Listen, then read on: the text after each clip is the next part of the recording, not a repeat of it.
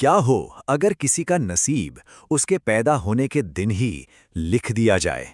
आज हम बात करेंगे टाइगर किंग की, एक ऐसी अविश्वसनीय कहानी की जिसमें एक राजा अपनी पूरी जिंदगी एक भविष्यवाणी और अपने गुरूर से लड़ता रहा। कहानी की शुरुआत ही किसी चमत्कार से कम नहीं थी।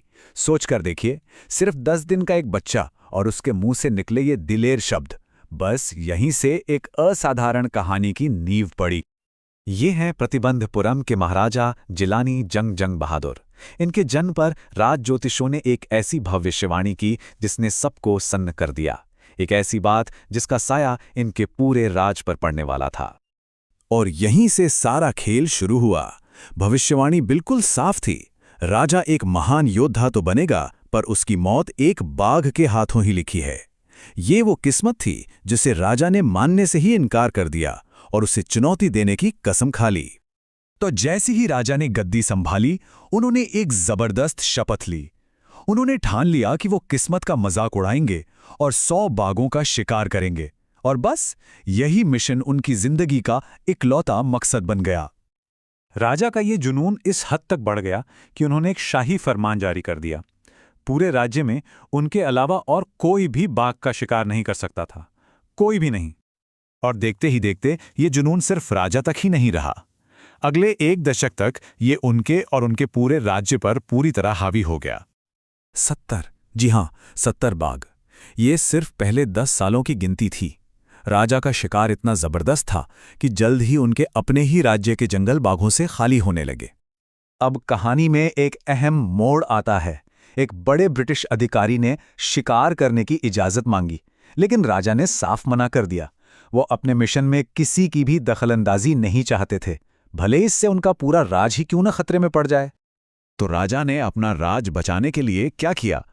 उन्होंने उस अधिकारी की पत्नी को खुश करने के लिए 3 लाख रुपए की 50 हीरे की अंगूठियां तोहफे में भेज दीं। यह साफ था कि उनका गुरूर राज्य के खजाने से कहीं ज्यादा बड़ा था। जब अपने राज्य में बाघ ही नहीं बचे, तो राजा ने एक बहुत ही चालाक योजना बनाई। उन्होंने शादी करने का फैसला किया, लेकिन एक ऐसी राजकुमारी से जिसके राज्य में ढेर सारे बाघ हों। और बस शिकार जारी रहा और गिनती पहुंच गई 99 पर। 99 बाघ माले जा चुके थे। किस्मत को हराने के लिए अब बस एक और शिकार बाकी था।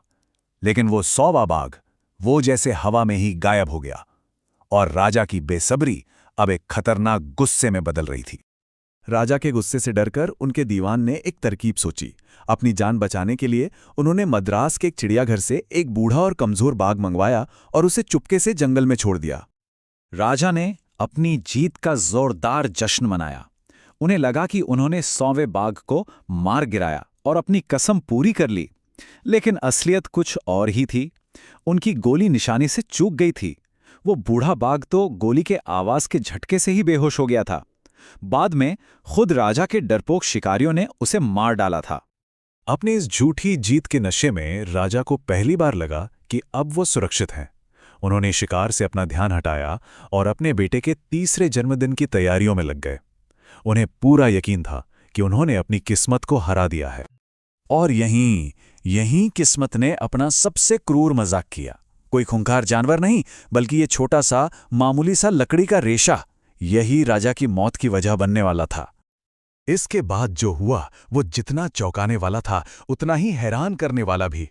एक लकड़ी के खिलौने से लगी एक छोटी सी चोट ने उस ताकतवर टाइगर किंग के अंत की कहानी लिख दी। सब कुछ बहुत तेजी से हुआ। पहले हाथ में एक मामूली सा लकड़ी का रेशा चुभा, फिर वो घाव एक बढ़ते हुए इन्फेक्शन में बदल गया। मद्रास से बड़े बड़े सर्जन बुलाए गए, ऑपरेशन भी हुआ, लेकिन वो नाकाम रहा और राजा की मौत हो गई। और इस तरह कहानी की सबसे बड़ी विडंबना सामने आई। 100वें बाघ ने राजा से अपना बदला तो लिया, लेकिन वो कोई असली खूंखार बाघ नहीं, बल्कि एक बेजान लकड़ी का खिलौना था। भविष्यवाणी सच हुई, पर ऐसे जिसकी किसी ने कल्पना भी नहीं की थी। ये कहानी हमें गहरे सवाल के साथ छोड़ जाती है। क्या राजा की किस्मत वाकई पहले से लिखी हुई थी, या ये उनका अपना घमंड और जुनून ही था जो उन्हें इस अंजाम तक ले आया? ये एक ऐसी कहानी है जो हमें भाग्य, कर्म और इंसान के अहंकार की सीमाओं पर सोचने के लिए मजबूर करती है।